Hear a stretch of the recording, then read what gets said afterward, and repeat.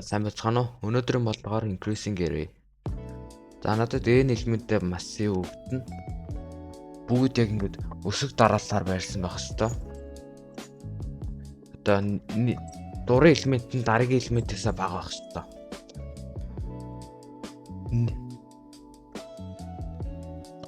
Одоо нэг үйлдэлээр та нэг элементийн утгыг нэгээр нь нэмж чадна. Тэгээ хамгийн багадаа хэдэн үйлдэл орох вэ?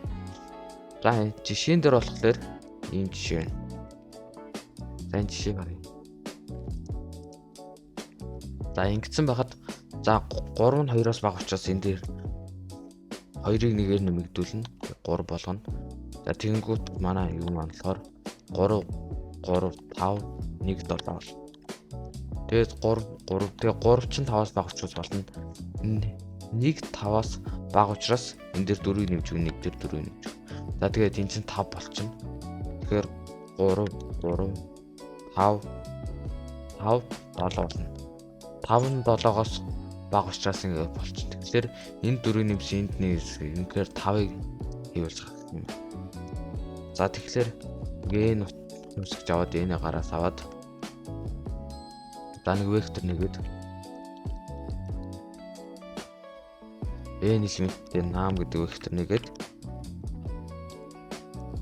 вектортой элементүүдийг хийгээд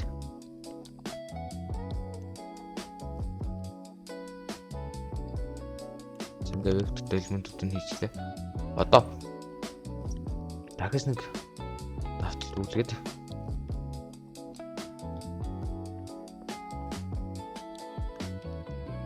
за тэгээд хэдүүлээ хариугаа даалгах нэг энэ анс гэдэг нэг хөвсгөл нийч. За if хэрвээ өмнөх элемент нь дараагийн элементээс их байвал гэж хагаад одоо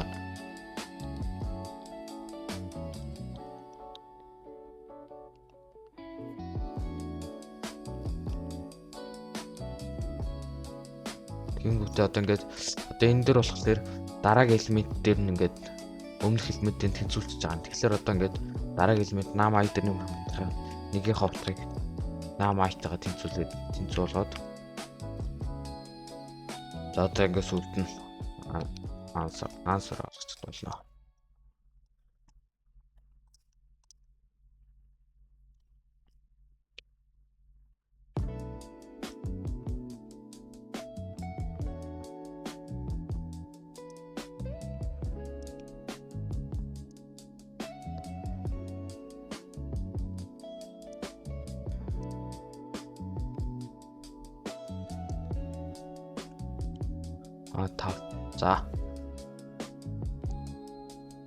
За одоо явуулаа шалгаж үзвэл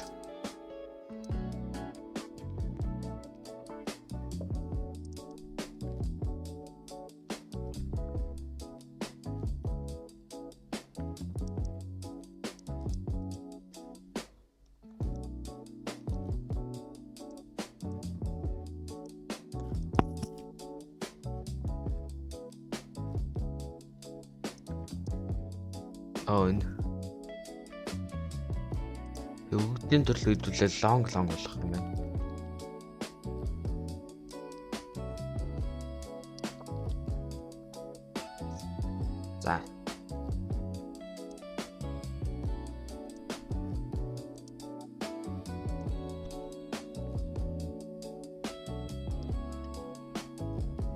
За одоо кодоо тайлбарлавал энд n гэсэн нэг хөвсгч аваад за энд хариугаа дадлах анс дахиж нэг хөвсгч аваад энэ дээр тоонууд даатгалах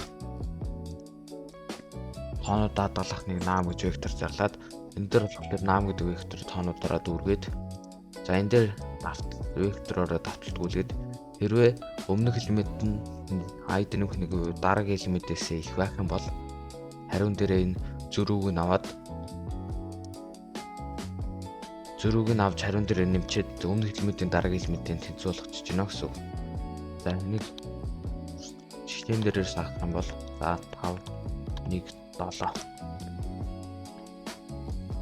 за анс манд тийг байсан. За тэгээд 3-2-2-ыг шалгалаа. 3 нь 2-оос их учраас ансуур дээр 3-2-ын зүр бол 1-ийг нэмээд өгчнө. За тэнгүүтээ I дээр нэмэх нэг буюу 2-ыг 3 болгочихно. Тэнгүүд манай вектор маань юм болно гэсэн. 3 5 1 7. За тэгээд дараа нь дахиж шалгалаа. Одоо энэ дээр тусаа. Одоо энэ дээрээс энэ 2 энд 1 илүү 3 гэж. Энэ 3 5-2-ыг шалгана. 3 нь 5-аас их биш. Учираас энийг шууд дараах руу 5-1-ээс их учраас шууд энэ дээр ансуур дээр 5-1-2-ын зүр болох 4-ийг нэмээд өгч. Тэгэхээр 1 дээр 4 нэмээд 5 болоод тэнгүүтээ 1 маань 5-тайгаа тэнцүү болчихно. Одоо энэ дээрээс энэ хоёрыг шалгаж байгаа. Энэ 5 чан I дугаар элемент, 1 чан I дээр нэмдэг 1 дугаар элемент.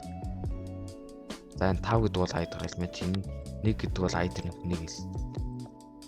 Тэгэхээр одоо энэ кодон дээрээс харуул I дээр нэмэх нь I дээр нэмэх нь I дээр I-тай ягаа шууд тэнцүүлээд I дээр нэмэх 1 дээр I утга өгч чинь. Тэгэхээр энэ 1 дээр 5 утга өгөөд 1-ийг 5 болгосноо гэсэн үг. Тэгээд сүүлд манай вектор маань 5 5 7 гэсэн ийм вектор болоод дуусна.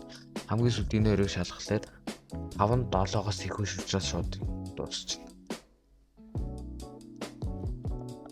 За